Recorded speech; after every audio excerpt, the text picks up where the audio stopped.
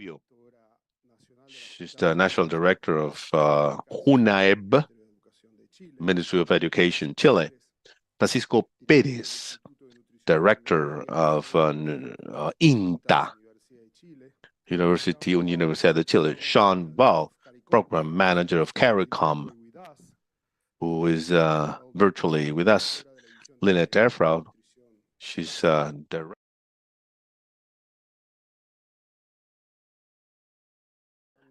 in the session or in the room. Good morning or good afternoon. It's an honor to welcome you to this regional meeting to address this topic to such as healthy diet. As hunger and malnutrition are still a huge challenge for sustainable development in our region. May become a circle of inequality and poverty, among other scenarios that will perpetuate this situation for millions of people. Forecasts, unless they change, see that over 600 million people around the world will suffer hunger by 2030. That would mean a setback or a sheer failure compared to the number in 2015 when we first started the agenda, when we had over 150 heads of state and government. There were 588 million people suffering hunger. So between 2015 and then 2030, unless we change the trend, that's why I use this potential failure in the international community unless we can reverse these trends. During the last few years in Latin America and the Caribbean, progress has been made in production of food and reducing hunger and malnutrition. However, in 2014, low economic growth, crisis affecting world economies and regional economies, of course, the effects of climate change and the war scenarios brought about severe challenges for a challenging scenario for eradication of hunger and malnutrition. According to the latest estimates between 2021 and 2022, hunger in the region decreased 7.7 to 6.5. That is about 3 million people less with hunger in Latin America and the Caribbean. It's the only region, according to our data last year, had a slight decrease, which are not in hunger, still challenging. They pose gaps, especially in South regions. Let's never forget that we always say 43 million people hunger scenario, but we also mean that we cannot talk about the region as a whole unless we understand our studies of a sub-regional scenario, that it's a matter of concern because it means different paces. Therefore, the risk of trends that we have to pay attention to. For instance, no question that according to our numbers of hunger reduction, especially the core was in South America, food production countries, Mexico, one of them, while Mesoamerican countries remained constant, although they did make an effort, but where climate change affected the situation, while the process in the Caribbean, it's still growing. So it is clear that we have this trend that unless we reverse it, will be responsible for differentiated pace of a region that never had these type of characteristics before. Also, the increase of overweight, obesity, and anemia rates are still growing. The prevalence of overweight in children under 5 years of age is growing, exceeding the global estimates. So we talked about this with the ministries of economies of Latin America and the Caribbean for them to realize what's the importance this will have for the economies. And nearly 25% of the adult population is already in obesity situation, and we have a low quality of products. Therefore, if there's something that we cannot detach when fighting hunger and is nutrition quality. We have to eat and eat well. Otherwise, we will not be addressing the essence of the problem. The problem goes far beyond a proper amount of calories. This has to be addressed from managing the food system, providing healthy diets for everyone. In Latin America, has the highest cost of healthy diet compared to other regions in the world, including Africa. The region, on average, the daily cost is a $4.08 per inhabitant. On that's what a citizen requires. Haiti is pushing the numbers, of course. The weaker countries are pushing the numbers. But this is the hard fact, which is something we have to understand. And many of your thoughts will revolve around that, looking for new trends and new solutions. Since I believe that we all understand the diagnosis, but the challenge is to find solutions on the right path. These numbers have the highest cost in the Caribbean, with an impact of 133 million at a regional level. It's 1 out of 5 people cannot gain access to nutritious food. These cost has been growing since 2019. It's becoming more and more difficult to gain access to these type of foods, especially for those most access to healthy diets has an influence on the economic and social development. In a recent report a few weeks ago, along with the ICA, the World Food Program, which showed that the first estimate that the cost of not solving these problems are much higher than the cost of policies oriented towards solutions. This report show that the expenditure of no action against hunger and malnutrition, the average is higher than 6% of the GDP of the region. Otherwise, the cost average in order to close this gap with transfer to access to healthy food or healthy diets is 0.5 of the GDP. For that, there are 3 main categories of policies that may contribute to make healthy diets closer to everyone.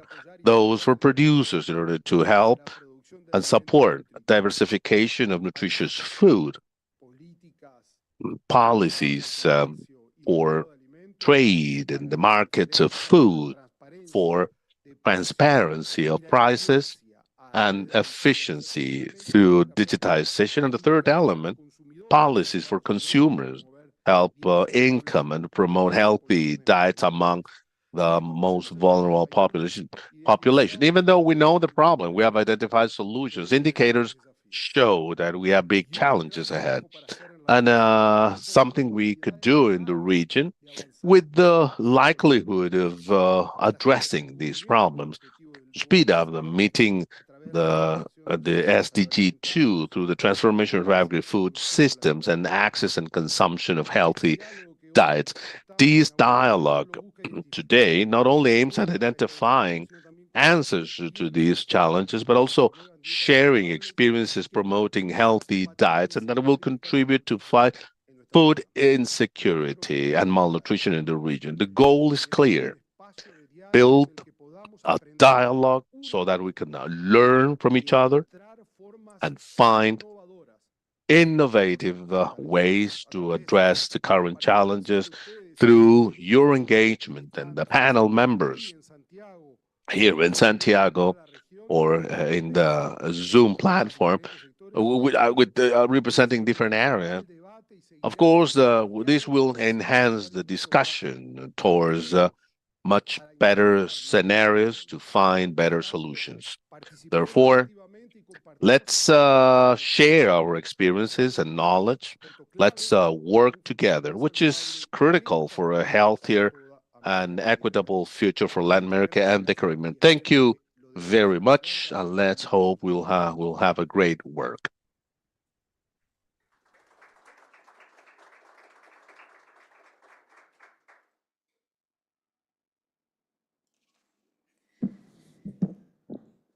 Agradecemos el importante mensaje que nos We dejó would like to thank Mr. Lubetkin for his important message opening this discussion. And we would like to apologize for some technical issues we have had with the transmission. We're trying to correct them. A good nutrition is the first line of defense against disease and for us to lead an active life. Problems caused by nutritional causes can have different reasons. The new challenges and climate change and environmental sustainability and the rapid change technologically pose a problem as to how to provide a healthy diet to all the population without leaving anyone behind. Continuing with our agenda, I would like to introduce our panel member and open the discussion.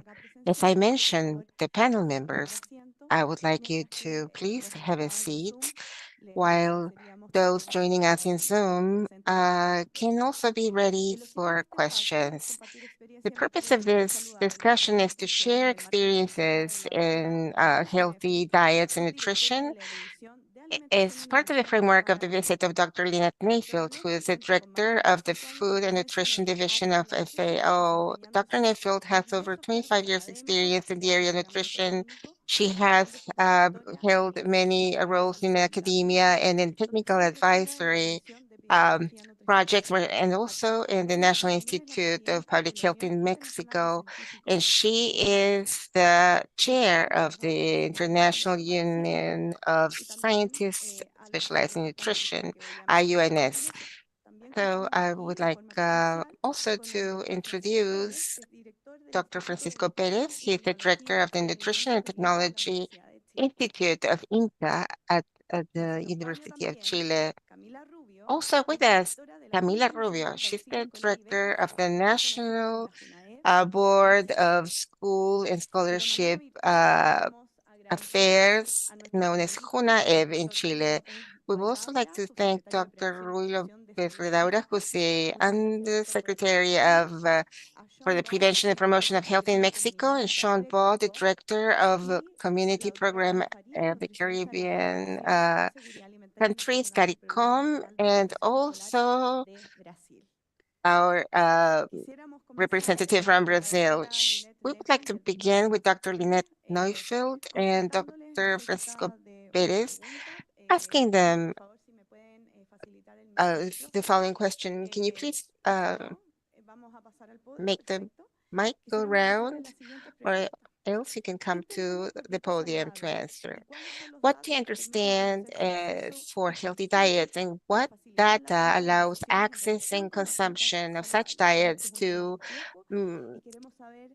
help facilitate decision making when it comes to healthy diets? We would like to see if you can offer your answer in 5 minutes to see how we can move forward with the conceptual analysis of healthy diets. Dr. Neufeld? Thank you for joining us, both virtually and in person. Please let me know when I have about 30 seconds left.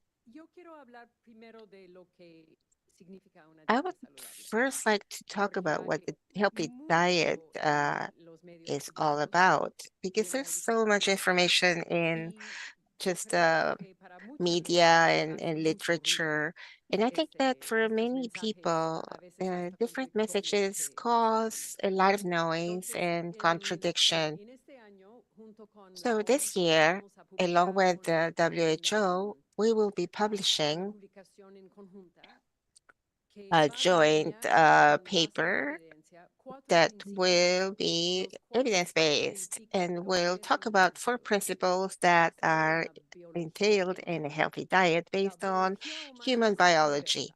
Human biology is universal. It doesn't matter where a person lives, their culture or context. The aspect of those 4 principles is universal, and it's very simple. A healthy diet is one that is the adequate type of diet with the nutrients that are needed to support biological processes, and it has to be a balanced diet when it comes to energy and sources, because the different sources of energy, if imbalanced, have implications for health. And it must be a diverse diet, because that will help us have the adequate nutrient level and type, and also because there's an abundance of bioactive factors that we do not know about, but are required for such activities. And of course, diversity is the third pillar, and also moderation in the consumption of unhealthy food items and food that we must avoid to avoid health problems. So diversity, balance, adequate diet, and moderation. Those are universal principles, but the food basket of what people will eat is extremely local, which means that there can be multiple different healthy diets, insofar as the set of the food consumed complies with the 4 criteria I have just mentioned, and that's essential, because not just because a diet contains meat or not, or it's a vegetarian diet, it will be healthy or not just because it will contain the word Mediterranean in it, it will be healthy. It depends on what food items we eat on a daily basis, year to year. That's what makes our diet healthy, and that's absolutely important. That's a joint statement that we'll be issuing with the WHO, and we want to really reinforce that message, and we hope to gain consensus globally based on those 4 principles, so that can be the starting point to speak about healthy diet patterns that are local and appropriate to the context, the microclimate, and just all the environmental aspects of the different parts of the world. So to get from those principles to a local diet, we have the guidelines, the food guidelines that are food-based. And those guidelines allow countries to say that in their context, global or sub-regional context, people may follow a healthy diet to lead a healthy life, and that meet the 4 criteria. And therein lies the importance of data. It's absolutely essential for a country to know what their population is consuming. And there's an unbelievable number of countries that don't have that information. In Chile, there's only been one survey, and it's already 10 years old. So this is essential. In the next round of discussion, I can talk about the data and the metrics that we must monitor. And also, I would like to talk about a new proposal that has been put forward to add another indicator of healthy diets added to the SDGs, which is something that's missing at the moment. Thank you so much.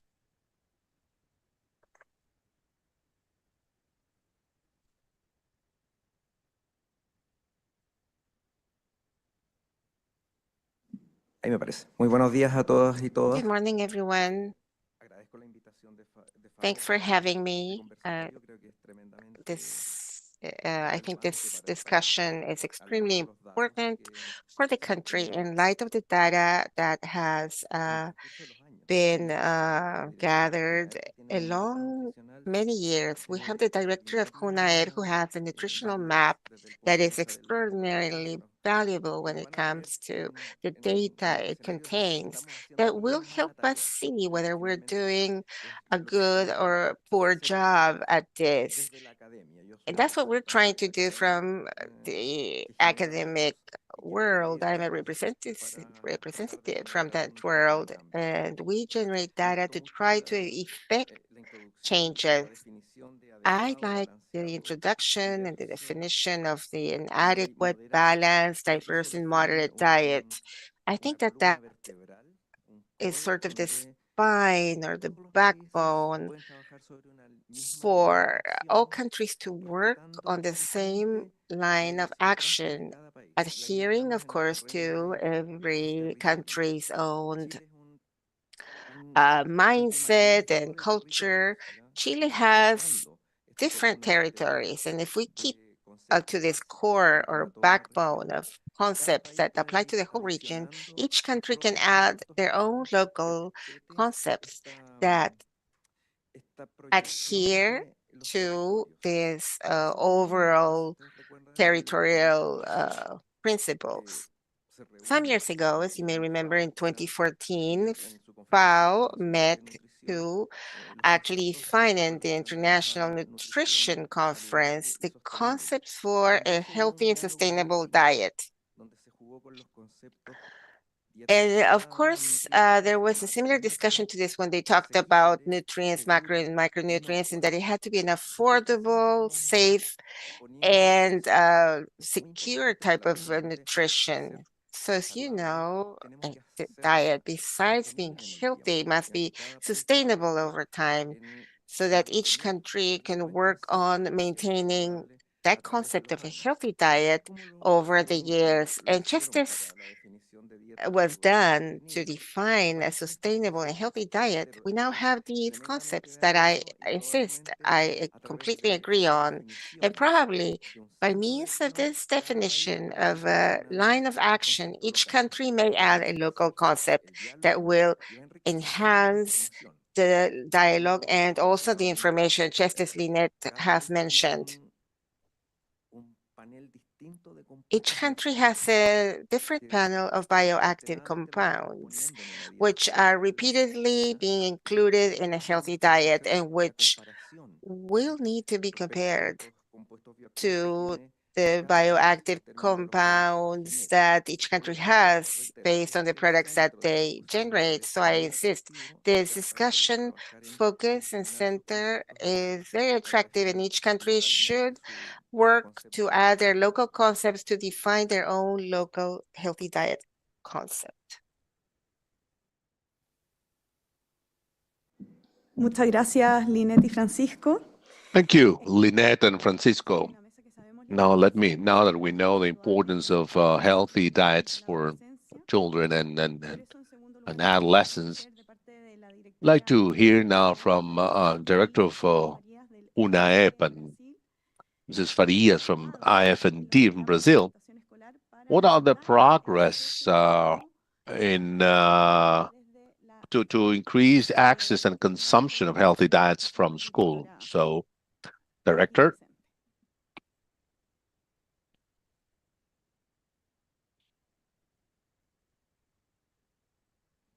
Ahí sí, ¿cierto? Ya, bueno. Muchas gracias. Primero agradecer. Thank you. Thank you for the opportunity to be here as a UNAEP. I'd like to thank Lynette. We went to school yesterday learning how the school feeding program works on site. And there are several challenges, like Lynette just put it, 4 pillars which are critical for defining any type of food program. The vision, the view of the territories to define an adequate food. As UNAEB in 2024, this is our 60th year as an agency. When we first started, was in the context of malnutrition situation, very different to what we have today. So what we try to do was to formalize the situation, but we were there to offer food to vulnerable children. But the difference today sea algo asistencialista de dar is that alimentación por dar this should not just be a food for the sake of food, but education. We need to use our facilities to learn the type of food. Boys and girls have a huge opportunity. We have a huge opportunity to change their behaviors, such as in the case in the environment. That's where changes first started. We can start with the youngest in changing their habits. When we talked about healthy food, even though they confuse some of the concept, it's a huge opportunity to make changes. They're very much aware and obedient. So school meals should be an opportunity for education rather than just an assistance. We offer food to over 1.8 million children in a different cycle, from 6 months up to secondary education through school feeding programs, trying to offer a balanced, diverse food, as Lynette just said, showing them the difference. So while we have different colors, different flavors, then we can offer proper nutrition. And we have worked on family farming to look at the origin of products.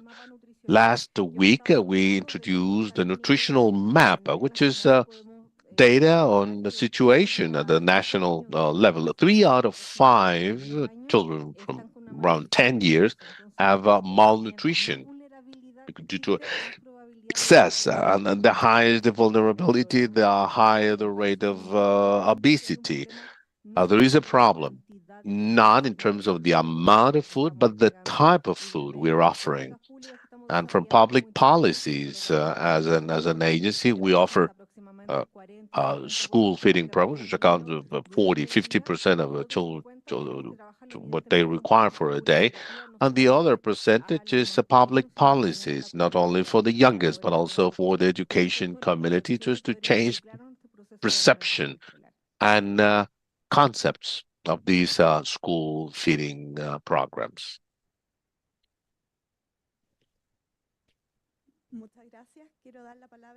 Thank you. Now, Carla Farias from the experience in Brazil. Carla, go ahead, please. Good morning, everyone. I'm Carla. Today I'm here representing the General Coordination of the National School Feeding Program, PNAE, on behalf of Karine Santos, who unfortunately couldn't be here today. I'm sure this will be a very enriching discussion for everyone, and I'm honored to be here with you all.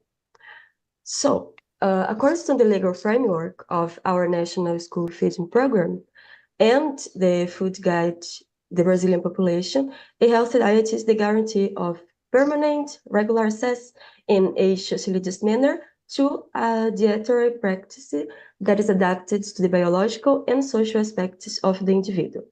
The diet must be in accordance to special dietary needs related to food culture and the dimensions of gender, race, and ethnicity, accessible from a physical and financial point of view. Harmonious in quantity and quality,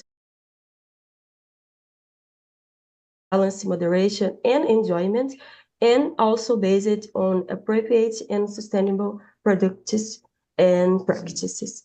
In Brazil, only nutritionists are qualified and responsible for planning a diet that is considered healthy, which is why they are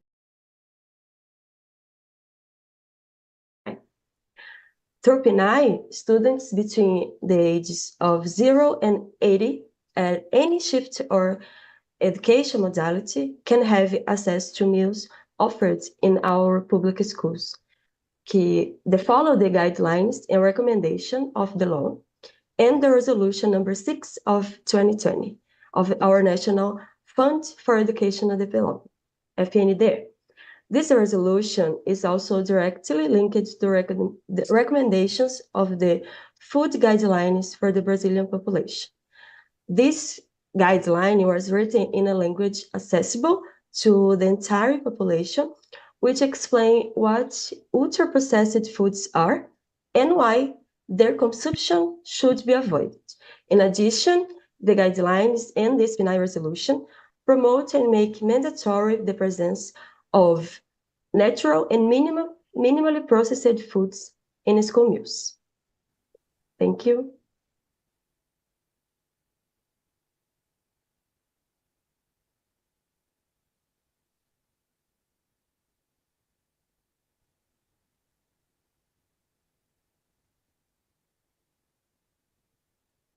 Muchas gracias por su Thank intervención. you.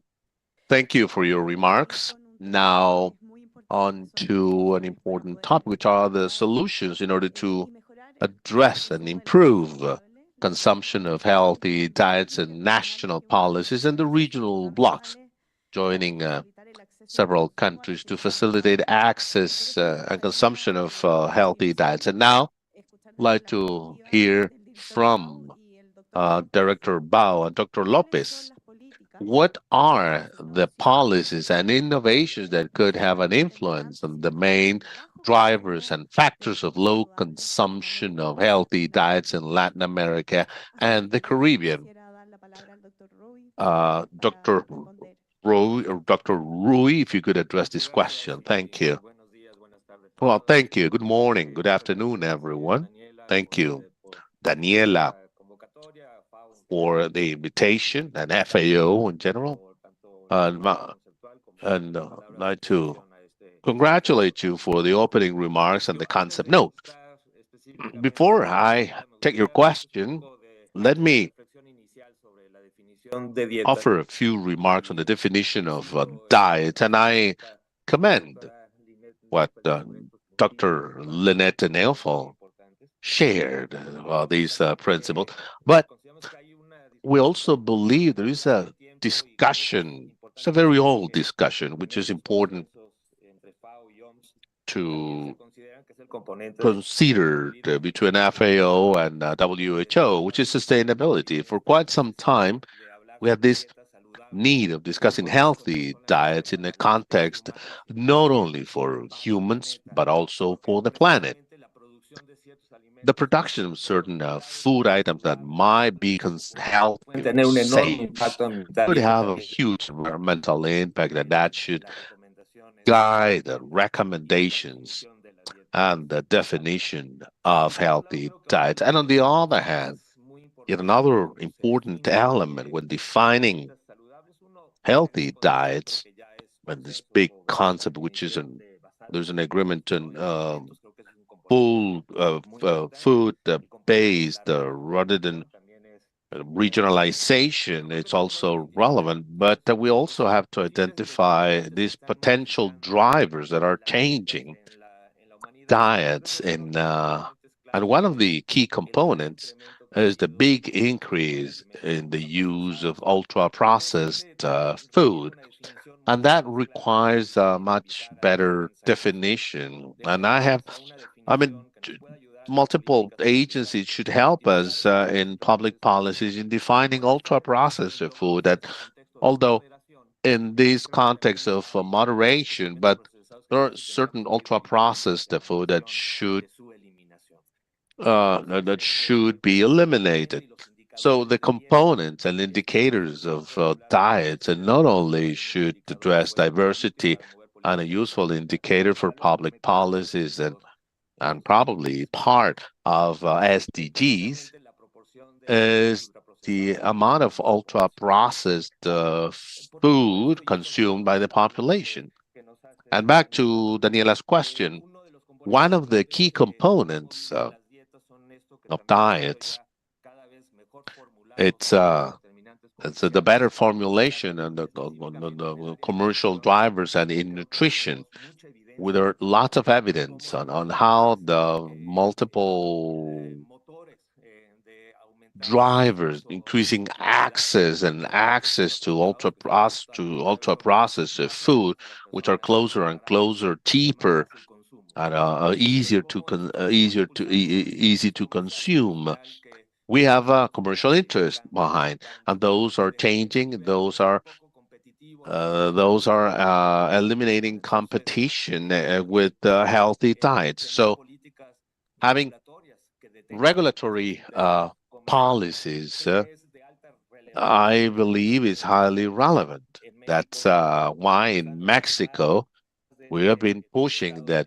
Besides this labeling of ultra processed food as a warning, the level of items which are hazardous for health, we need much more global policies. The food industry is global, so this is part of the public policies that would help us countries to define and conceptualize the component of healthy diets in our population.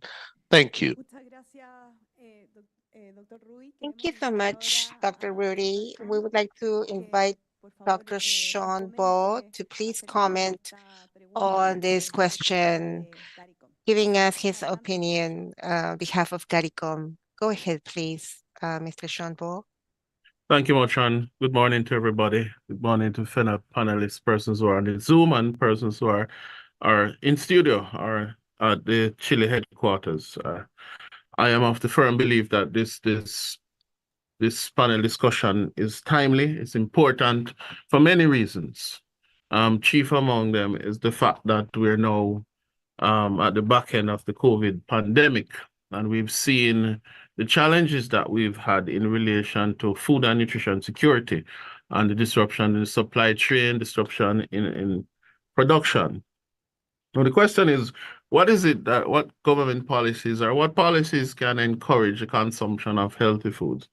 I'd like to put it to us that there are just about 6 policies that we can use in relation to what it is that we're discussing today. 1, trade policy. 2, taxation policy. 3, health policy. 4, fiscal policy. 5, education policy. And finally, the national procurement policy. While I won't talk about them in depth, I want to use it as a backdrop as to what I'm putting forward. These can be used in the context of not only the regional food security policy, which exists within not only CELAC, but certainly the CARICOM member states, to look at access, utilization, affordability, and availability. These policies can ensure that these 4 main goals that are being put forward can be achieved. Taxation, trade in terms of the type of food that comes in, where the food comes in, taxation as to how it is that we apply revenue measures on the different foods, fiscal policy as to how we promote the food that are available, how do we charge on those foods. And the reality is, once we implement this properly, we should be able to see the change that we're looking for in the availability and the consumption of healthy diet. I make reference to something that was just launched here in the CARICOM region, which is called CARICOM Moves. What CARICOM Moves? It's an effort which seeks to promote healthy lifestyles, which include healthy diets, healthy meals. It is a national movement that is significant in reducing the amount of NCDs that is in the region. The CARICOM region has one of the highest amount of incidence of NCDs throughout the world. Now, with an educational program policy that promotes healthy living, healthy lifestyle through the schools, through the communities, through the various social clubs and so forth, it encourages people to live a healthy lifestyle. That's another approach that we can use. And in closing, regional policies that deals with food and nutrition security can also cause that to happen. Here in the region, CARICOM region, we have what is called a 25 by 25 vision, which seeks to pretty much increases local production of healthy food, seeks to promote research and development that allows, from a gastronomy point of view, from an economic point of view, to point out the benefits of consuming healthy foods. I just point out something that we recently did. We just did biofortification of two specific crops. Rice here in Guyana, we introduced zinc into the rice and also iron into beans coming out of Belize, which replacing most of the nutrients that has been left.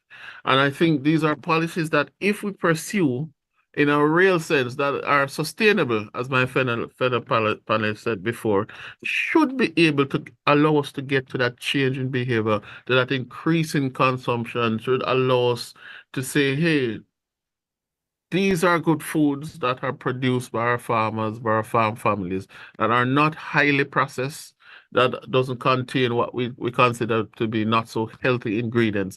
And I think if we push these policies as a region, as governments, as civil society, and promote them in an integrated way, we should be able to see the increase in consumption of healthy meals leading to healthy diets.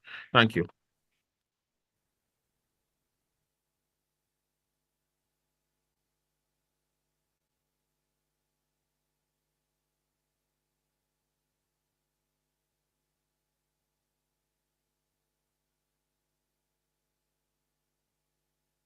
De distintos países.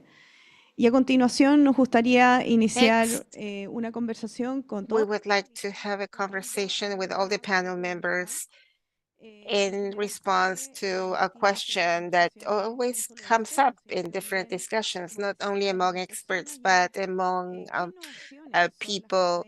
And that has to do with the innovations that could cause an increase or lead to an increase in the consumption of healthy diets. So what type of innovations can you share from your countries, from your region? And the second question for those interventions that we will have now is, what is the role of the agri-food systems? Because we know that to improve the consumption of healthy diet, we need the intervention of all stakeholders and all the key components of the supply chain and of all the systems. So what could be used as a strategy to promote a better participation of all stakeholders, civil society, academia, and the private sector? So Lynette, can you please answer that question? There's so much to answer in just 5 minutes, but I would like to talk about sustainability, and that could be discussed later in the Q&A. We will, of course, include that in our notes. We're not ignoring it. It is very much in line with the purpose of what we're discussing. So I will leave it aside pending for further discussion so that we can discuss it later. And of course, I fully agree that cannot be ignored. Ignoring it would be equivalent to living in a bubble if we choose to not pay attention to that. I loved the framing of the 6 policies that to me sums up what we need to do. Entonces, no voy a hablar de estos, no los voy a So I repetir. will not discuss those policies, but I will take a couple of examples. I'll start with the evidence section of that, because in the world of nutrition, we usually require strong evidence for something to then become a recommendation. We need to have systematic reviews, so on and so forth. And we lack that evidence at the moment for many actions that we do need.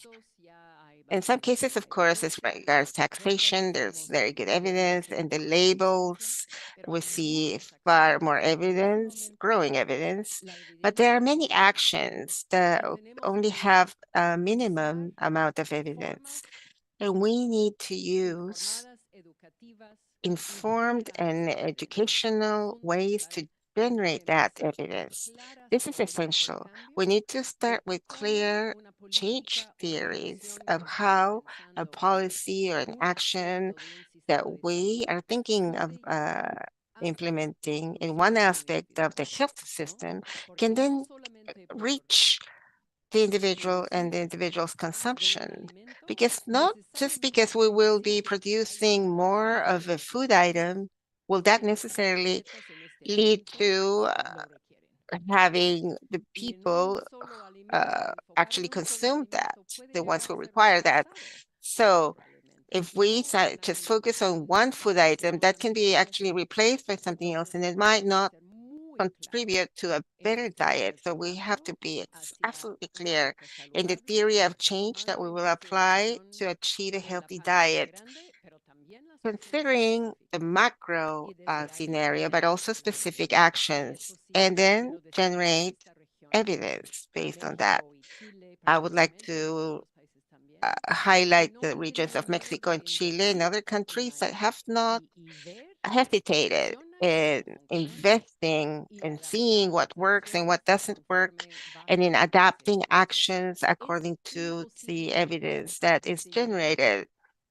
It's impossible to design the perfect, most effective intervention from the very beginning, just from the desktop. We know that's impossible. So to design with the idea of assessing our actions, generating evidence, with the mindset of continuous improvement in those policies and programs. That's the only way we will achieve what we want to achieve. I would like to highlight an action that we are working on at FAO, jointly with the USA, the Europe, African Union, and IFAD, that is called the adapted crops and soils, the vision for adapted crops and soils. So the focus is to identify healthy food items, vegetables and fruit, focusing on the crops, on those that contain the highest nutritional levels and that are traditional and indigenous and have not been the subject of investment in seeds and in crop management systems, and thereby have been actually decreasing. Many of these food items, crops, are naturally adapted to the climate of the area where they're consumed. There's a whole tradition around their consumption. There's a whole system from indigenous populations based on their food. And yesterday we heard about the national heritage. And one of those items is the indigenous consumption that is shown in Chile. And in this initiative, we will promote investment in these food items as part of a healthy diet in specific contexts. But what's important in the theory of change that we have put together for this project, there are two final outcomes that must occur simultaneously. One is the improvement of the resilience of the local system, or the local food system in these areas, and to actually contribute to a healthy diet. And that is essential. If we only focus on the food system, on the resilient type, that will not necessarily contribute to a healthy diet. And if we only focus on a healthy diet, that doesn't necessarily mean that we will contribute to a resilient food system. So that's something that we can also discuss. I can forward information to you if you're interested. There's been a bit of emphasis on that in Africa, but it is an initiative. It's an initiative, not just a small project. So anyone who wants to join us is welcome. Thank you so much for that question. I would like to address one of the comments made by Dr. Luis Robes as regards the care for the environment and the costs that we assume when we try to generate a healthy diet focused on some very specific products. In some cases, it might be more difficult. I mean, it might be, the cure might be worse than the disease, so to speak. And so, of course, climate change and water resources must be part of the discussion. As to what we can do from the point of view of technology, I will mention the concept that I heard of a couple of weeks ago when Lola Castro from the World Bank, World Food Bank visited us. It has to do with connectivity, how disconnected we are, for example, from family farming. And they're talking about those short connection markets that are very far away from the wholesale market. But usually in the peasant economy or smallholder economy is very vulnerable when it comes to connectivity. And if there's better connectivity, the economic status improves, and by rebound, the nutrition also improves, and then also the population has better food. And they showed us an example of a street market in Lima, a farmer's market, which is like the farmer's market in Lo Valledor here in Chile. They created an app that shows a graph with the availability of food at that bank. And from the point of view of the government, that improves distribution and logistics, because what usually happens with food banks is that they exist, but they are lost because of distribution issues. But if we improve the distribution and logistics, we then can harness the advantages of distributing healthy food to the population. I would like to insist on the fact that the concept that most countries have of a healthy food basket is usually between 15 and 25% of a higher cost. And so if our largest issue is poverty, of course, connectivity and distribution improves their access to such food, and even if it's just a small, contribution. But I really like that aspect of connectivity. Thank you, Francisco. Next, I'd like to ask Camila, from the point of view of school meals, the importance or relevance of the different stakeholders, or maybe if you want to add anything else. Thank you. I believe we all have a clear idea as to situation of healthy diets or the need of strengthening healthy diets, ultra-processed products, and how these have affected diets. But what we wonder what happens to families? Do we have time issues? Families have less time, so there could be lots of recommendations, but if there is little time, well, that has an effect on proper food. Price access, healthy food are more and more expensive. The higher the vulnerability and the higher the likelihood of obesity, and that has to do with access.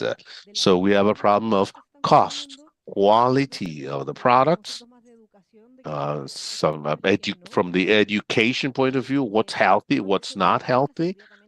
Let's do more sports, but boys and girls live in a vulnerable situation, and they cannot just go out in the street and play. And we have screen consumption, so children eat, but they're not aware of what they are eating. So when we have these patterns at schools, we created a program called Let's go around the block so as to bring different alternatives. Sports, considering schools as the safest place, considering safety and security in those areas where students live. So the Ministry of the Interior, we included sports and social development so as to have public policies at schools that used to be more isolated. So we're using now schools are safe space to improve the lifestyles.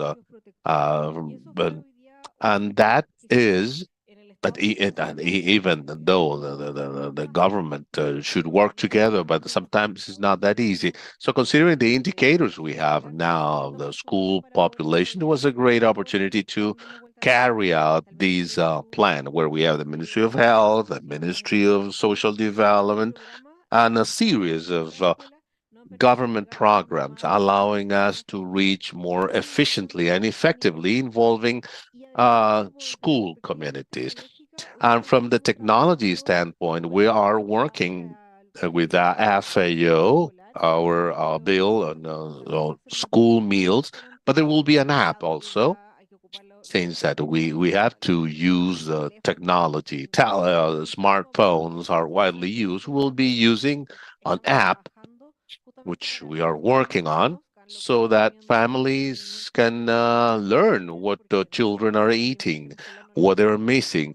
We don't provide 100% of the daily requirements. So what was the impact it had from the nutritional and the calorie contribution, so as to give information to families so that they know what is that we offer.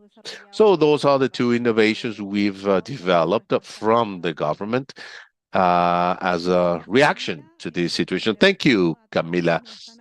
Remember that those in the Zoom session, remember that we have a simultaneous interpretation, English and Spanish, and we have some questions for our panel members for the next session. But now, let me offer the floor to Carla from the FNTE. Maybe she could answer this question or maybe add any additional information as to the good experiences and practices in Brazil. Thank you, Carla. Thank you.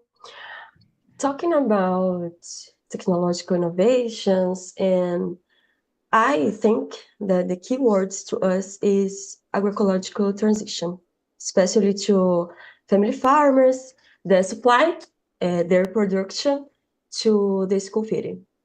Here in Brazil, we have PNAE, I have already said that.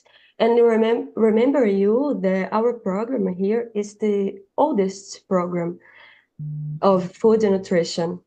And we have functioned for 74 years, and we are talking about support to 40 million students here, the school, public school, right?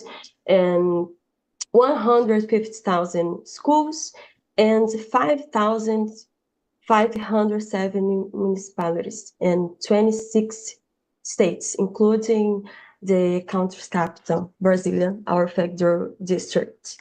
So we have family farmers that sell their production to us, and also our program is formulated to guarantee the human right to adequate and healthy food, be universal and intersectorial. We have also support sustainable development by buying food from family farmers, and we make it compulsory to buy food for family farming. So the law says that, the resolution says that, and we encourage that. So the consumption of regional and socio-biodiversity foods, we promote the type of production, so we can guarantee that our children's and also another students of any faixa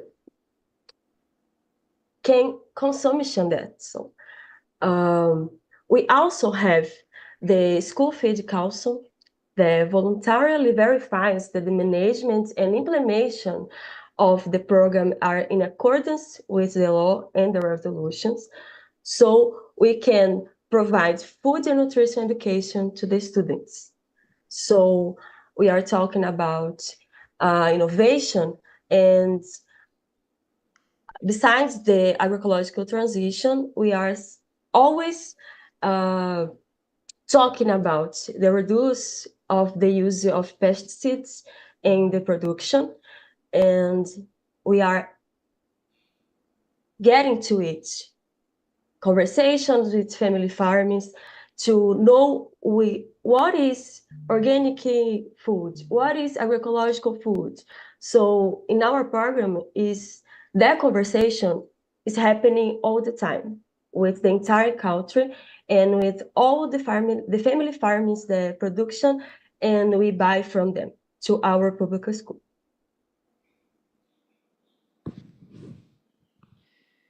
Muchas gracias, Carla. Thank you, Carla. Next, let's go on Dr. John. You refer to 6 measures that may be implemented to promote healthy diets. Maybe if you could elaborate on what could be those innovations around these measures, and it also be interesting to learn the role of the multiple stakeholders in the agri-food system in these measures. Dr. Sean, you're recognized. Thank you very much, Daniela. I think it's interesting listening to the panelists. I want to approach the technology and innovation in a similar but a little different. And I think it is how it is that we have a promotional campaign around the use of the technology that's important. And I'm hitting the consumer, the end user now, and I'm suggesting that we need to look at campaigns that can support the technology in this manner. For example, on social media, they have various challenges that they have. They have the ice bucket challenge and so forth. How it is that we can use these apps that we've developed to have a healthy diet or a nutritional challenge? How can we use an app to say, hey, the app tracks how many calories you've had, how many sugar you've intaken for the day. How can we use the technology to support that? That's how I'm seeing the innovation and the creativity working there. Added to that, how can we use technology that deals with new production systems? That's the innovation I want us to look at. And I made mention certainly of the biofortified processes that we've been doing here in the CARICOM region. I made mention of the education, the education policy, and also the procurement policy. Now, we just launched CARICOM Moves, which promotes healthy lifestyle. That is how the policy moves into action, where the CARICOM Moves says, hey, check your numbers. You check your blood pressure, you check your sugar level, you check your heart rate. That's how it's contained in an innovation. You can now use the app to have a history of that, to track how you are, and then now that tells you where you are on the health scale, how you're performing in terms of your consumption, what you should do less of. I think that's the way I want us to think in the use and the introduction of technology. The second question, I might be a little bit controversial now, just to simulate the discussion. And you ask the question, how is it that all players can be involved in the process as it relates to consumption of healthy diets? And I would want to put it to us today that we should adopt a concept that deals with consultation and not confrontation. I want us to look at how it is that we can set up partnerships that work for the betterment of the society, for the betterment of the people, for the betterment of the region, that is sustainable. that looks at technical working groups, that provides information, information that leads to transformation, information that leads to proper decision making. As the panelist said before, it's difficult for us to dictate to people what it is that they consume. But if we can work together to share the information, to provide that evidence base, working with civil society, working with industry, working with government, working with other non-state actors in a consultative process that provides the information, that put forward a plan for each region, for each country, for the consumer, for the public to understand the direction that we're going, given the evidence base that says it's not only good for the persons who are consuming the product, but it's good for you because it ensures sustainability. So that's it. That's the answers I would provide for the questions being proposed, because I want us to think at the end user. The end user, how do we reach them? How do we get the information for them to understand that? Not because it tastes good, it's good for you. But at the same time, we're not saying, hey, stop eating this right away. We have to provide that evidence, provide that technology, provide that information that takes them to where we want to go, because then they'll understand the economics of it, the health benefit of it, and certain educational benefit of it. So Daniel, that's how, and fellow panelists, that's how I'm thinking of it, because it's behavioral change that we want. And who are our constituents? It's the consumers, it's the regular citizen.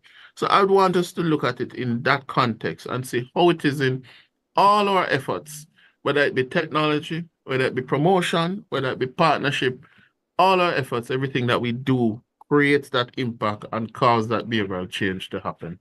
Thank you.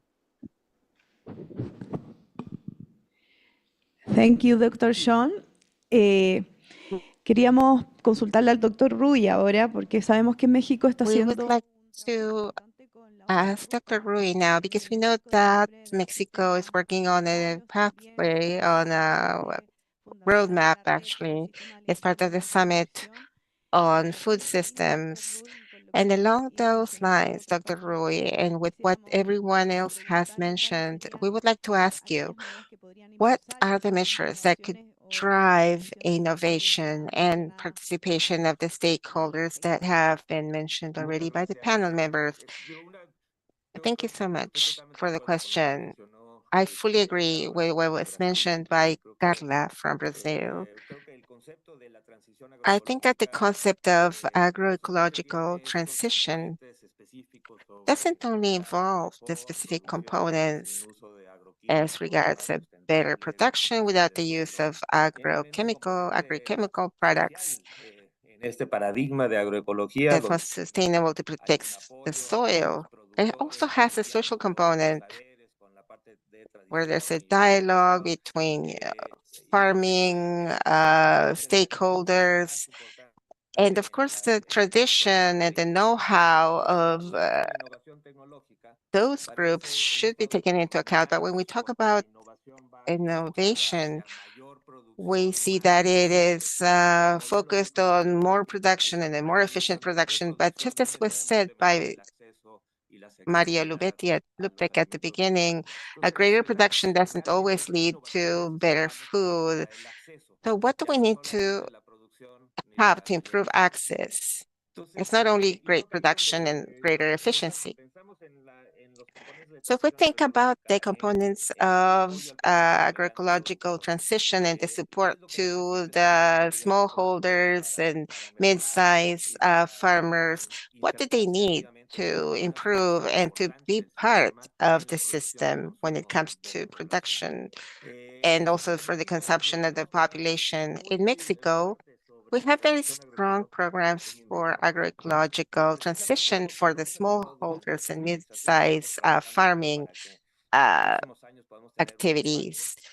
We're trying to have impact of this in the next few years. And what we do is to try to link the processes of the smallholders and mid-size farming activities with consumption. And this is something that improves connectivity, and anything that improves connectivity between the farmers and the consumers is on the right path. And I think that should be one of the main focuses connectivity doesn't necessarily imply only apps or technological innovation, but also the strengthening of community networks that we need to innovate to make them far more efficient so that those networks are the ones that can promote a closer relationship between the farmers and the consumers. Another component that we need to look at is the intermediary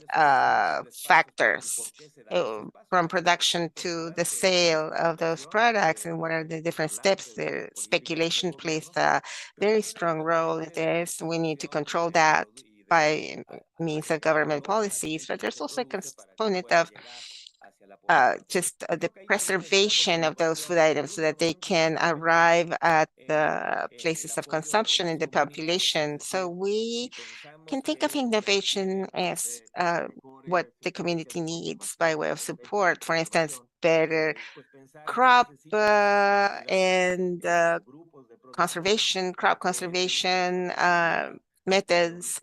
So we need to see what those communities, what we can do for those communities so that they can have a better value-added product. So I think that in the whole line of trade and in the brokers or intermediaries is where we need to innovate. From the point of view of the different stakeholders and their participation in this in Mexico, we have just passed the General Food Act. I'm not going to talk in detail about it, but in general, there's a component about the intersectoral public policy and how that is structured. And this, of course, requires also technological innovation and implementation of such innovations. There's a system, a food system that has to do with the environment and that is competitive and sustainable, that is directly linked to community organizations. And that's a key element. Another component or that has shown the direct damage of the agri-food system, the current agri-food system, is the displacement of the farmers, the smallholders, and the displacement of the use of land. So we need to provide support to those communities that are demanding the protection of their land, protection of their soil, and of their rights to produce. And that's where we need to find a component in public policy to make that happen. So what about the private sector in this? Well, the private sector in the agri-food industry, what we can say is that that they need to be regulated. They shouldn't be struggling and fighting against the regulations.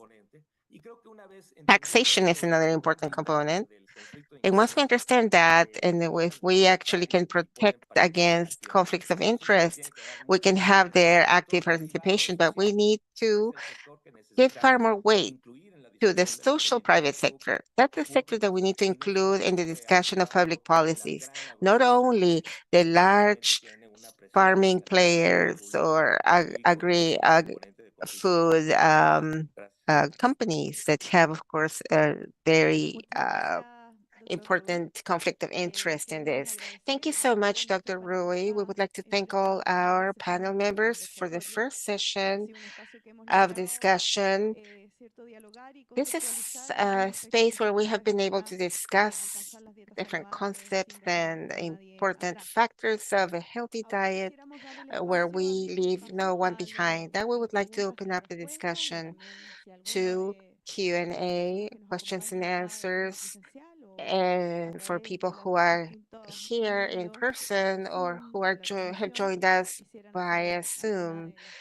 So if anyone wishes to ask a question to the panel members, they may do so. We have some that we have received in our chat. There's one, the first one for Lynette, that is asking whether you can mention again and explain the 4 components that the healthy diet should have. Yes, of course, very quickly. the publication is going to be ready soon in the next few months, but the four principles are adequate, the adequacy of nutrients. The second is the balance of energy, both the overall energy and the sources of energy. The third one is diversity, which implies multiple varieties of food groups and variety among those groups, and moderation in the consumption of unhealthy food items. And maybe if we can I also answer another question that Rui made as regards moderation and the need for indicators. I think it is absolutely essential for us to develop validated measures or metrics to measure those for components. Right now, we have a very good indicator for diversity for children and women that has been used in different parts of the world, and that has validity in those contexts and in all of those countries. That's why we proposed it as a indicator for the SDGs, not because all the other indicators are not important, but just because the validity and easy access to those indicators is still something that we're developing. So we have created a small group that is called Healthy Diets Monitoring Initiative. I can share information with you on that if you wish. It's an FAO, WHO, UNICEF, and a group of academics that are working on this, and they're trying to advance, promote, and drive the development and validation among different contexts of indicators to be able to reflect all of those four components, acknowledging that the type of data that may be required may vary, so on and so forth. Okay, thank you, Lynette, for that answer. We have some more questions. There's a question that is for Francisco. What have the impacts or results been in data regarding the promotion strategies for the consumption of healthy food, or on the contrary, to actually attack the consumption of highly processed food or ultra processed food? So the labeling, the nutritional labeling policy and advertising policy has had an impact. There's preliminary data, at least in Chile. This is led by Dr. Camila Corbalan, and there hasn't been an impact in the pediatric population when it comes to the choice of food. And I think that that's great progress. So the mistake that we should not be tempted to make is to make that to hurry or rush that law. We have reached a plateau in obesity and overweight, but we need to change the axis of education. And that's probably what the law is trying to do. There are two articles that have published by the group led by Camila Corbalan that shows the impact of this law in the assessment of the pediatric population. But I would be cautious in trying to arrive at a very strong conclusion, because I think we need at least 20 years to see the real impact of that law when it comes to improving the issue of consumption of ultra processed food and actually encouraging the healthy food habits. And I think that the emphasis should be on education. Thank you so much for your answer. We have another question that we have in the Zoom chat. I don't know if anybody in the room also wants to ask a question. If so, you can raise your hand. I would like to ask Sean Bull To answer this question, the following question, it says that several of the panel members have referred to the cost of a healthy diet as one of the major challenges in the region. What can be done to mitigate or to reduce such costs and thereby facilitate access to a healthy diet for the more vulnerable groups in the population and those of low economic resources? Or Sean, if you may. Thank you very much. I would suggest that we could increase or improve our social protection programs that we have throughout the region. I think if we're able to do that, we should mitigate some of the challenges being faced by the vulnerable groups within the society as it relates to being able to afford healthy meals. It's interesting that you should say that, because we recently completed a online survey throughout the region as to it's a livelihood and food security survey that we did with the World Food Program and other partners.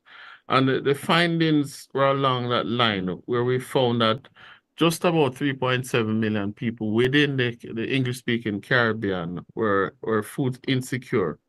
We found that the negative consumption behaviors was mostly widespread among low-income households and younger respondents. But if more critical for us, we found that respondents were increasingly resorting to alternate and secondary income sources to be able to pay for food. And this, in fact, had been significantly affecting their consumption patterns, where we found respondents saying they have been skipping meals. So this tells us that there, as I said before, there's a need to increase our social protection programs. There's need to have different programs that we put in place and policies that treat with provision of food. For example, in the COVID pandemic, we had several innovations that took place within our member states. We had something that we call a love box, which was the government of St. Vincent and the Grenadines put it in a program where excess supply from farmers were purchased by the government, packaged, and then supplied to vulnerable sections of the society as a means of ensuring that food security is in place. So that's one area or one solution that we can do in order to increase or to reduce, better yet, the cost of a healthy diet within the region. Thank you. Muchas gracias. Thank you. Thank you for your answer. We have questions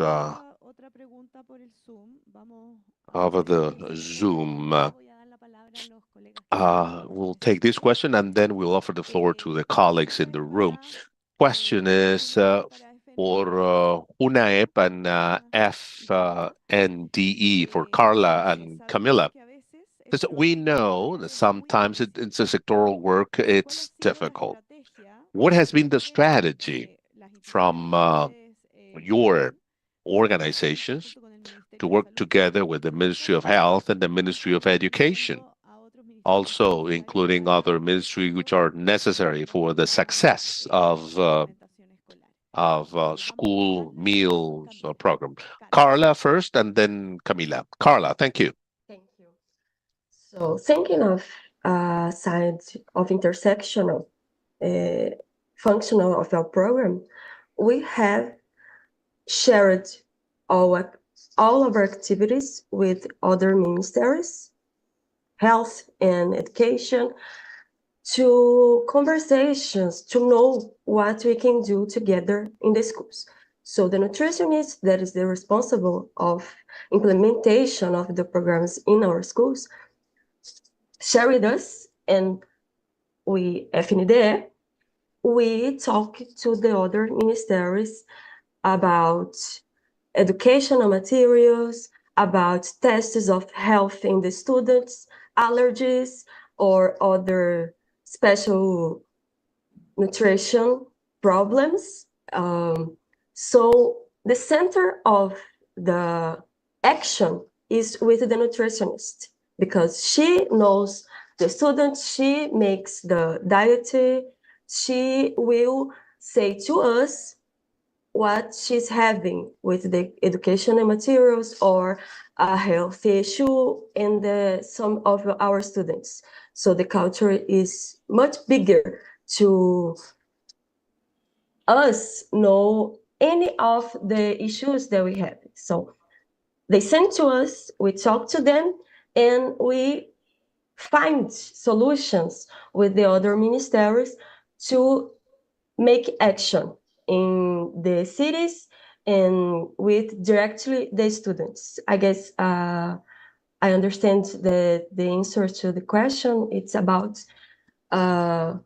it, you know? Sí, está bien, muchas gracias. Thank you. Yes, it's okay. Thank you. Camila, could you take this question, which was for both of you? Thank you. Intersectoral work is always a challenge. Sometimes means that multiple organizations have to agree on common issues. In this case, this was an intersectoral plan, but after the pandemic, we came to realize the results of the nutritional map. Some results were very challenging. There were several initiatives, but for these to be successful, of course, we needed a political commitment from the president all the way down, so that the different ministries could give the proper importance.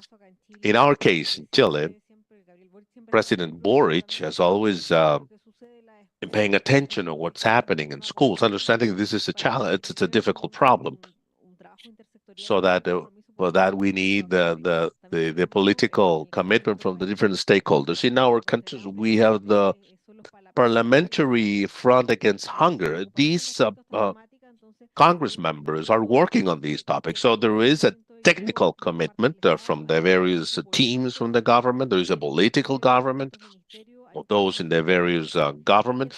We have the commitment from the president, and that will facilitate, of course, this intersectoral work. And we also are able to, we're able to understand after the pandemic that the schools are an opportunity. This is safe space where to implement these public policies at school age. Thank you for your answer. There is a question for Rui, Dr. Rui, on the role of consumers. So what could be the role of consumers rather than a passive stakeholder or public policies, but active player with more empowerment on the definition and how to address healthy diets? Thank you.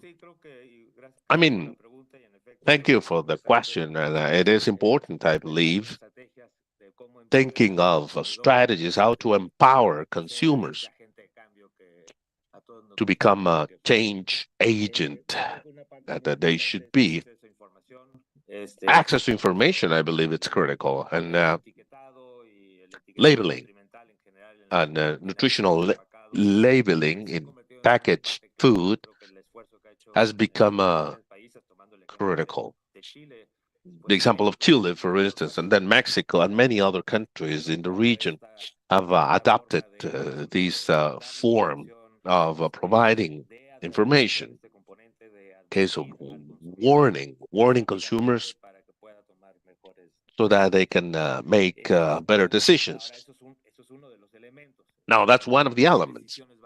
Now, what decisions are made by the consumers and what information is required. But the other is to think that consumers should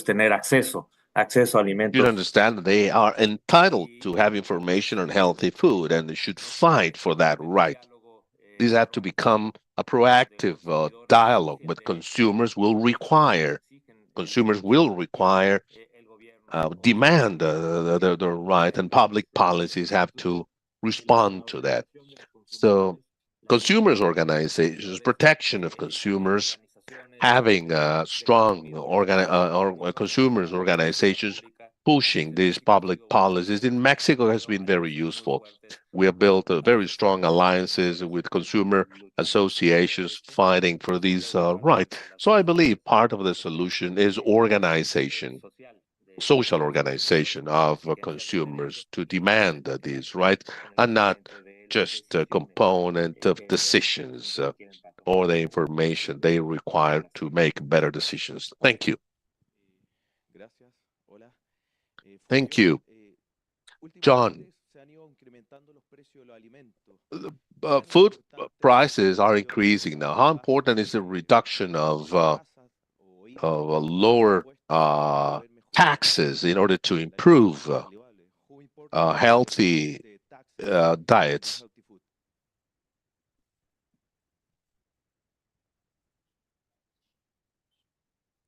For Sean. The question. That's for you, Sean. Okay, thank you much. For us, I'll use the Caribbean as an example, how critical it is. 80% of our member states import food from extra-regional sources. So the mere fact that if the food is heavily taxed or value-added tax is too much on it, then it becomes an issue of affordability, and affordability leads to nutritional problem. So it's important that in our trade practices, in our fiscal policy that I spoke about, that consideration is taken in as it relates to the level of tax that is leveled on foods, whether it be locally produced or imported. I think that's important because we understand the revenue gaps and the revenue challenges that member states and countries might have. But as I said before, at the end user part, we have to be cognizant of that. So how we introduce the taxes, the level of taxes, the level of tariffs that's on it is important because the access and affordability becomes a real issue. And as I said before, as we found from the survey, because of the rising cost of food, people have been consuming less, or people have been going into their alternate sources of income to be able to afford food. So it does play a critical role in the ability to be able to consume safe and nutritious food within the region. So governments have to really think about the level of taxation and that is placed on food, because we have to ensure that the population can afford it and will be able to have access to it and in fact consume it.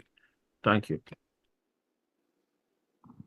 Gracias por compartir las presentaciones, las ideas sobre dieta saludable. Creo que es un momento. Thank you for sharing the presentations and your ideas. And about healthy diets, the concept of inequality in access, even though the cost of diet and the access or affordability is the concept of a political strength to move, to push that political agenda. Maybe we should use inequality of access and the concept of inequality, not only in terms of consumption, but also production, small producers versus big producers, inequality of land or water, or the involvement in decision making. Consumers probably do not have an active role, but we have seen how labeling in Chile and Mexico and Colombia, well, then consumers are now in power, something that Dr. Rui referred to, and how we can break this gap of inequality through social protection programs or school meals program to build information, to gather data, to close that inequality gap. And the question is the role of sustainable food school feeding programs through the cooperation of Brazilian government and FAO, sharing of lessons and sharing of best practices to facilitate access to healthy diets, especially for the most vulnerable groups. What would be the role of a country such as Chile or in the Caribbean, where we can exchange experiences with the other countries in the region and with the rest of the world? Why not?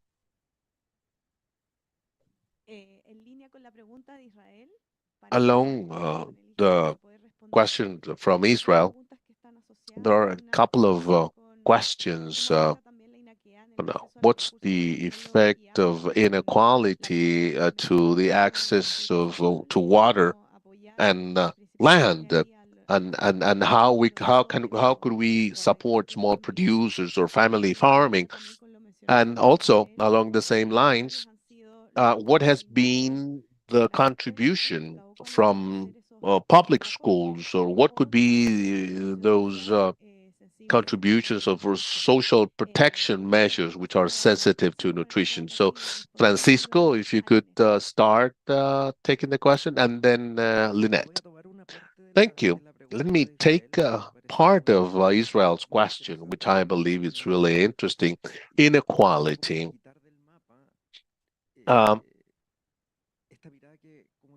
in order to eliminate these view that could have a bias towards an age group, our greatest concern are children, future adults with a high disease burden if we keep overweight and obesity. But let me not forget old age. Those people are away from technology. They don't have connectivity. They have low resources, low pensions, poor choosing of food. Probably those are the most vulnerable, and there clearly we have to work.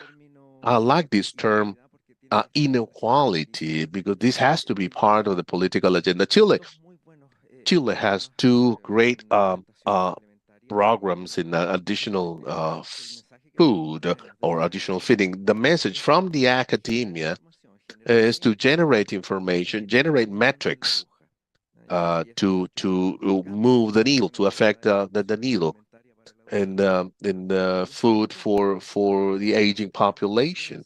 I mean, the contribution from science to a public policy. Everyone, all the researchers have done this, and that's the role we researchers have, supplying data to make changes. But the term inequality, I believe, it's critical in order to improve comprehensive health, thinking of the whole life cycle. I will answer from another point of view, another perspective, because I think that the schools that can be addressed better by Chile and other colleagues, I would rather speak about the data piece. If we don't know what people are consuming, broken down into urban, rural, socioeconomic level, gender, so on and so forth, we will not be able to address inequality. I want to share an anecdote of a conversation that I recently held with researchers that were looking at global data. From the perspective that they were analyzing the data, they said that average diets in Africa are better than in other parts of the world. And when I heard that conclusion, I thought, based on what data are they saying that? And the data that they were looking at was existing data that's full of gaps, but they were looking at it from a point of view of the consumption of ultra-processed food and the predictors of risk for disease based on that diet. And if we look at only that data, we can say that Africa is better than Latin America and Asia. But if we look at this from the point of view of diversity, going back to those four components that I mentioned at the outset, the adequacy and diversity of a diet, the story changes. It's a completely different story.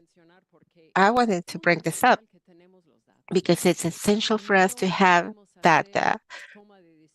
We can't make decisions based on the changes that we must make in diets if we don't know what the diet is, what people are consuming, and why. we need to remove from our perspective things that we carry with us of studies and interests, maybe not the conflict of interest, but each of us have our own mindsets, our own interests, our own perspectives. And if we don't look at this issue from multiple points of view, inequality and other aspects that have to do with a healthy diet, we might make serious mistakes in interpretation of that information, not seeing the opportunities and the risks of not improving that inequality. Thank you so much. Going back to Israel's questions, I think that the concept of inequality is something that needs to be strengthened. As for the roles of schools, we're trying to do away with the inequality in families and in the surrounding environment. In the Ministry of Education, there's a pillar that says that schools should be a space of protection, and that is not only related to the learning of the curriculum, but also food that is also served at the school. From the point of view of the data and how that is broken down, in our last study, we saw that we used to be proud that in Chile, the concept of malnutrition had disappeared. But now it has come back in certain locations of the country, not in all the country, linked to migration in particular.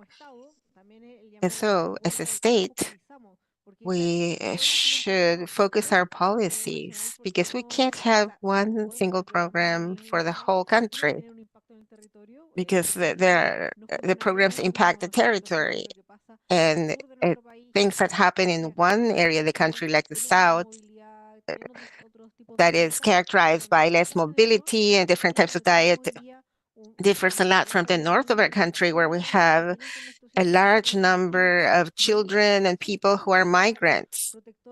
So school has to be a place that offers protection and that can be the place where we apply the policies, but that are based on each territory. Thank you, Carla. I don't know if you want to add anything as regards schools and inequality. I believe that Camila said everything that I would say, so I will stay with that answer. Thank you. Thank you. Yo agradezco, en realidad agradecemos mucho todas las preguntas que nos están We would llegando. like to thank everyone for all the questions that we're getting. We won't have time to answer all of them.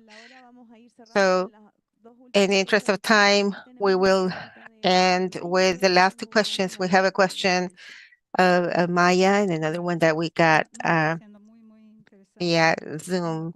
This is a very interesting conversation. I wanted to add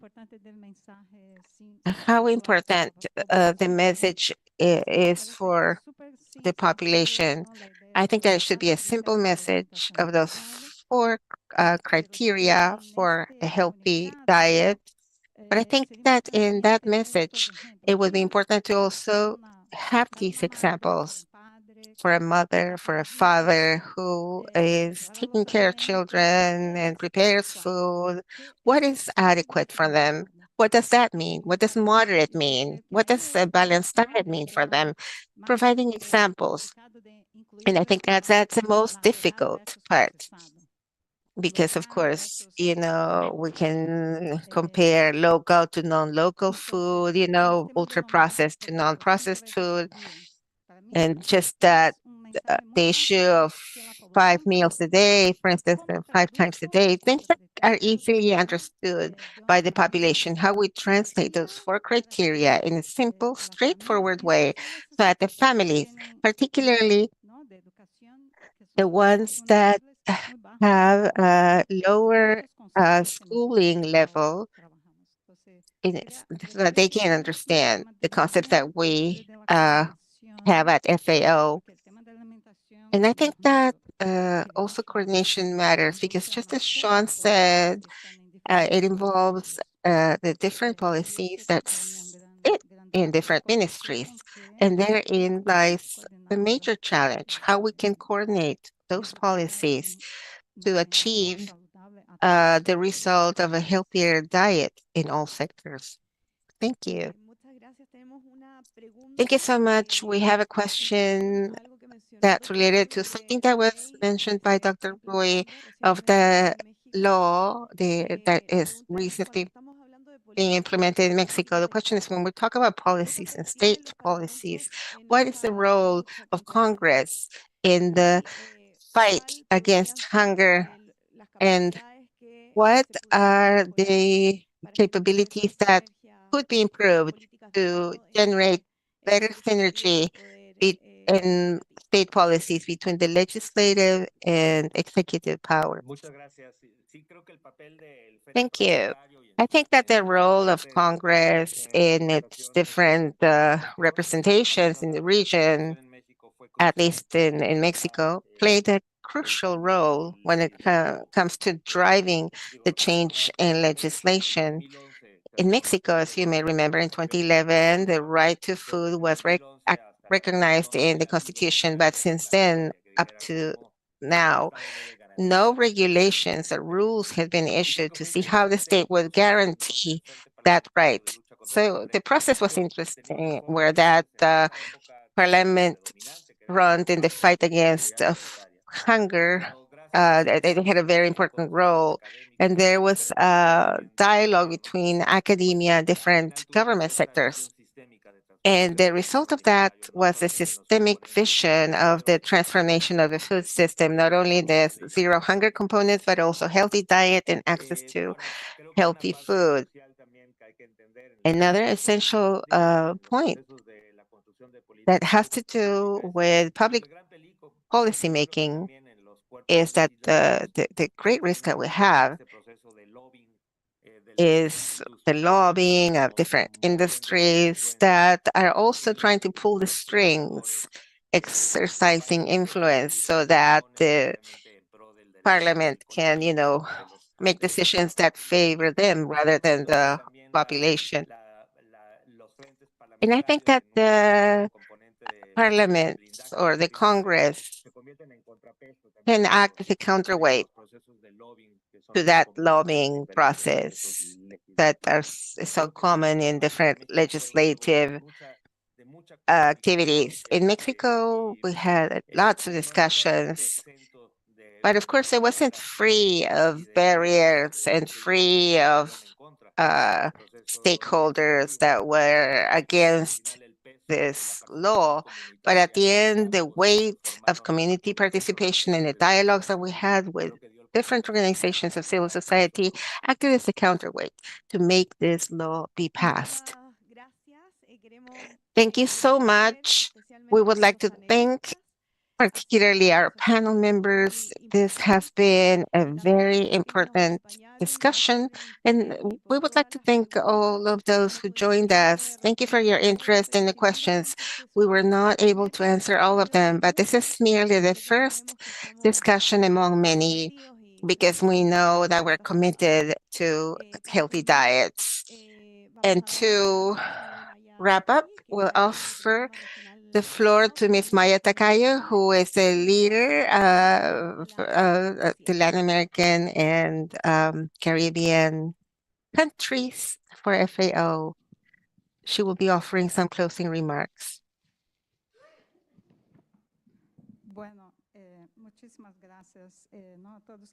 Thank you so much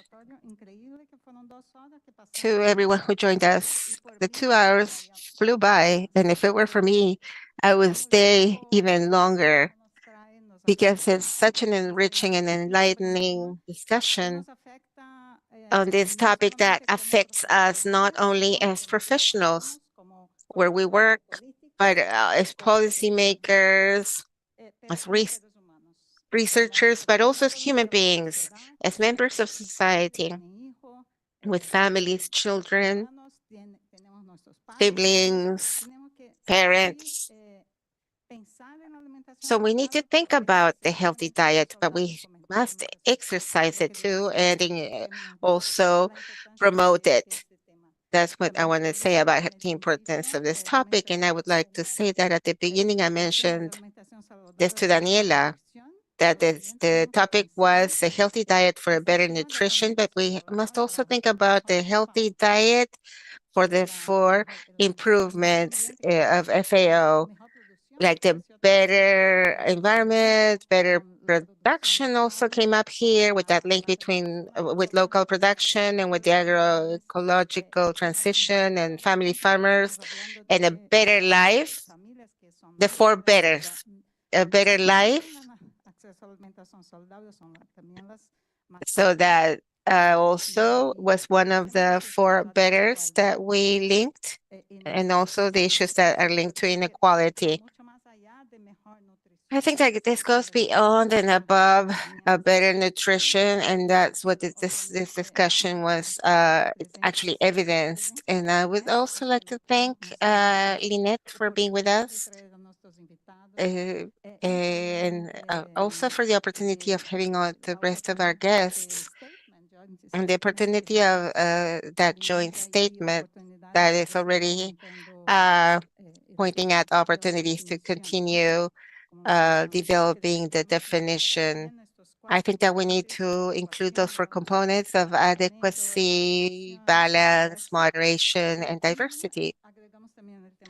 And we add now also the society portion of it that is also important. We saw several examples of policies and the need of those policies being implemented in a coordinated way and in a way that matches local and territorial contexts, because each region has their own characteristics, their own culture, and their own types of inequality. And we also have the importance of tapping into ancestral knowledge of the indigenous and local communities that are the ones that support the agricultural culture and food culture of each country. So we also looked at the need for policies for social protection that is sensitive to nutrition, and we looked at the school meal programs and how it can be a component that is more educational rather than assistentialistic. And we need to work, of course, with children who are more sensitive to actually changing their eating patterns.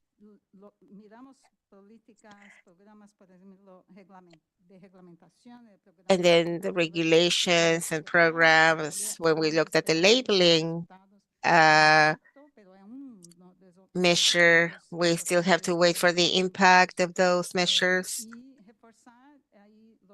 And also to reinforce organization mechanisms at a regional and national level, and to work with a comprehensive approach of the food system. And of course, none of this will be achieved if we don't lack data. And so we need data evidence so that this can translate easily and more comprehensively for the population. You gave many examples of innovation and technology with systems of connectivity and the appreciation of local products and the technological transition and agroecological transition. And something that we looked at, but merely on the surface, and we can look at more deeply, is the role of the private sector, of these different private sectors, either globally and nationally or locally. We know that the food system has become far more global. So I think that this global statement will help facilitate the dialogue, assigning a role to each of those components of the food system, either consumers, trade, including the private sector and farmers or producers, and with the role that they play in the construction of a future with people with access to an healthy food system, and that is also a guarantee against inequality. So we need to work together towards this future where we have children that are healthy, that can contribute to making society more equal and sustainable, because we must not forget the role of diet and food when it comes to global aspects. So without further ado, I would just like to say that I want to thank you once again for the participation in the construction of this conceptual and policy-based interpretation of healthy diets.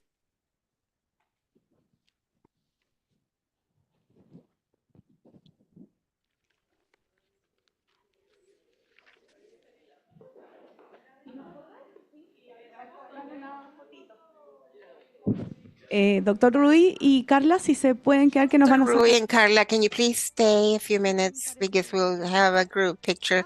I think Sean left. Or Sean, are you still with us? Yes, I'm here. I'm here. Can you guys hear me? Yes, we can hear you.